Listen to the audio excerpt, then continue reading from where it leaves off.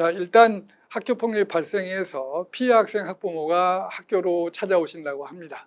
그럴 때 가장 조용한 공간으로 모셔서 존중받고 있다는 느낌이 필요하다고 맞습니다. 그 다음에 이제 약간 비스듬하게 이렇게 해서 보고 딴 데를 볼 수 있는 여유를 줄 거. 왜냐하면 긴장해서 오시기 때문에. 네. 그 다음 네 번째가 무척 중요합니다. 무슨 차를 드실 것인가 여쭌다. 따뜻한 차 한잔 하시면서 말씀 나누니까 마음이 좀 누그러지시죠. 네. 그 다음에 이제 그 회의장 가령 부모님의 진술을 듣기 위해서 같이 여러분이 앉아 있을 때 그리고 섞어서 동질감을 느끼도록 이렇게 해라. 그리고 그 자리에 있는 분들은 모두 다 자기소개를 하시고 또 시간 정하고 준수하셔야 되겠죠. 준비된 자료를 활용한다. 자료 준비를 잘 하셔야 돼요. 가장 중요한 것은 뭐냐면 아이에 대해서 진심 어린 걱정인데요.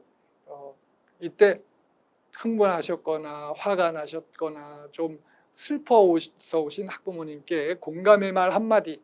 어떻게? 네, 그렇죠. 아이 키우기 정말 힘드시죠? 이 한마디. 네, 공감의 한마디 꼭 잊지 말고 해주시기 바랍니다. 이때 중요한 거 하나 말씀드릴게요. 사실은 이 학교폭력에 가해된 피해가 됐을 때 학교에 대한 원망이 없을 수가 없습니다. 그러면 법적으로야 무슨 교사가 책임지지를 않더라도 도덕적인 책임은 언급하시는 게 부모님의 흥분을 가라앉힐 수 있는 방법입니다. 그래서 이렇게 예방교육하지 못해서 이렇게 말씀을 하시는 게 좋겠습니다. 학교에서 충분히 예방교육을 하지 못해서 죄송합니다. 이렇게 하시면 좋겠습니다. 그런데 이때 절대로 해서는 안 되는 금기어들이 좀 있습니다. 저는 그 담임의 입장에서 공정하게 중간 입장을 유지하도록 하겠습니다. 이거는 말씀은 맞는데 피해 학부모 입장에서는 뭐야?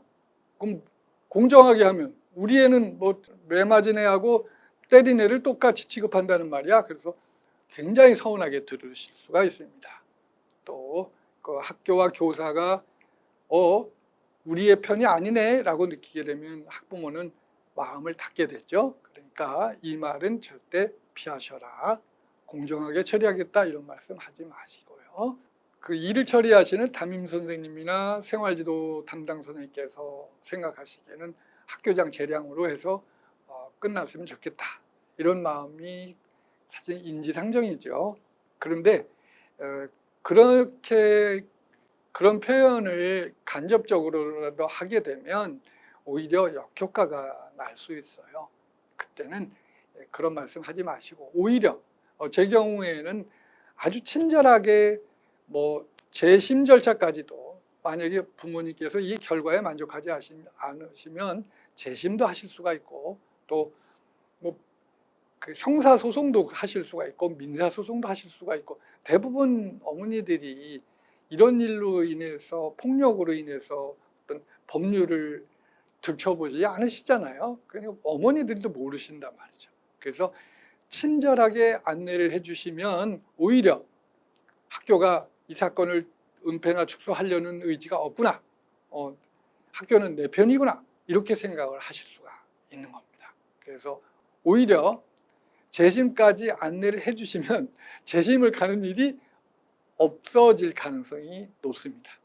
꼭 기억해 두시고요.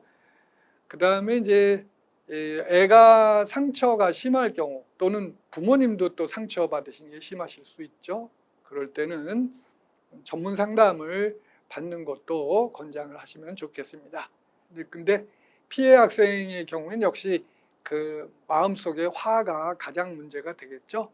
이럴 때 용서의 기술을 안내해 주시면 좋겠습니다. 근데 최고의 그 용서는 사실은 최고의 복수다.